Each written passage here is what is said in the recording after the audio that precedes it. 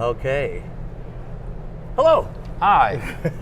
We're here at the American Geophysical Union Annual Fall Meeting 2018. How many AGUs have you been to? This is my second AGU. Went to last year New Orleans, and now I'm in DC. My second as well. My first was in San Francisco. I loved it. And especially all the, like you mentioned, there's so many UAF people that come down here to share their research. It's just inspiring to be around so many scientists and great brains. Yeah. I wanted to talk to you specifically about this project I know you're part of, Alpaca. Yes. What does Alpaca stand for? It's one of those great scientific acronyms.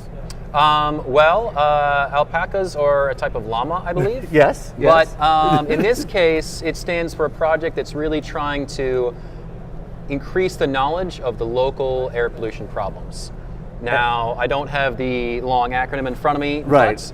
I can add that later. Okay. You want me to look it up? I mean, I can. No, it's like. Okay. But the real reason I want to talk to you is because this is really putting science, policy all together to help out the people of Fairbanks, Alaska, which has the worst air quality in the United States. We've made it. Unfortunately enough, we've made it. Number one. What is Alpaca doing? What are you trying to do to help us mitigate that, understand it, and fight it? So we're speaking with not only universities, but we're speaking with a lot of governmental and private institutions to try to bring in both the people who want to research these issues and develop the science. We want to bring in the people who are interested in our attainment standards and how to come up with a implementation plan to improve our pollution issues. And finally, to talk to the leaders in the industry who have the best instruments to measure all of this and help them out with their future development, saying, hey, we can look at pollution and monitor it in downtown areas. One of the things I've heard the past couple of days which really struck me is science before policy. Get some really good science out there and present it in a convincing way. What are you doing to collect that data? So we want to build that policy on a bedrock of good science. And so that's going to come down to doing things like, I believe you talked to Reagan, monitoring air pollution now to get that preliminary data so that when the Alpaca group comes in and we've got our intensive field campaign, we are going to have all the best minds looking in the right things, you know? We don't want to be looking, you know, at air pollution up at ski land or something. We want to be looking downtown, figuring out where to observe these things and what exactly is going on within our air. Air quality in Fairbanks is a contentious issue.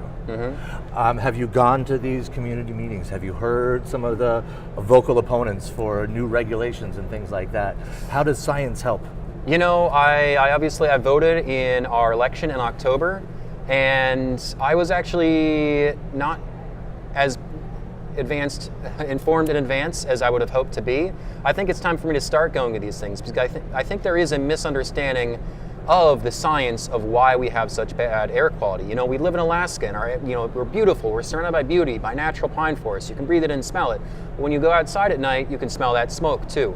So really, this project is going to help make the science, which is currently at a state where it's just not that accessible necessarily, and you can have a lot of misunderstandings, and you can have, this contention that we currently have where, one group says one thing and one group claims another, and we need to try to get to the bottom of this and how we can make our air quality better. What do you think is, if you could say there's one scientific thing that Fairbanksians should know that will help convince them or they should pay attention to or they should go do a bit more research about the science, is there a place that you would send people?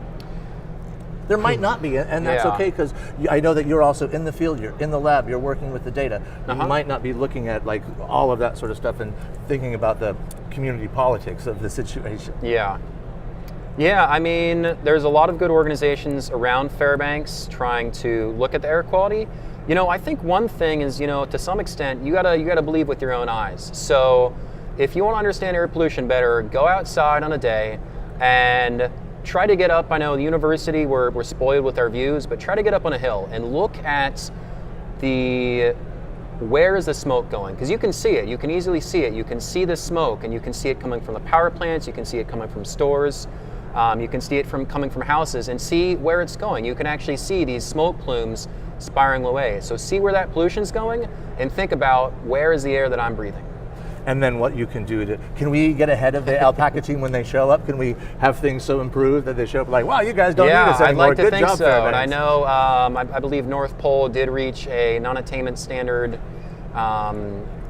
this last Monday, I heard. So there's certainly going to need to be some changes before the Alpaca team gets here. and hopefully we can clean it all up by then. That would be a dream, but this is a difficult issue. We've been struggling with it for a while. I know we broke carbon monoxide standards back in the 90s and 2000s, so this is an ongoing process, and let's just keep improving and hope that whatever happens and what's there by 2021, they can help us to improve more. And work like yours and Reagan's and all of that sort of stuff can give that good science that will help good policies be made, and then hopefully people can understand a little bit more when they go to the ballot. Yeah, absolutely. Thank you for taking some time to talk about it. Thank you. You've got a poster over there that's talking about something completely different. But you presented about alpaca today, I think, earlier? Or part of a... So Bill Simpson, my advisor, did.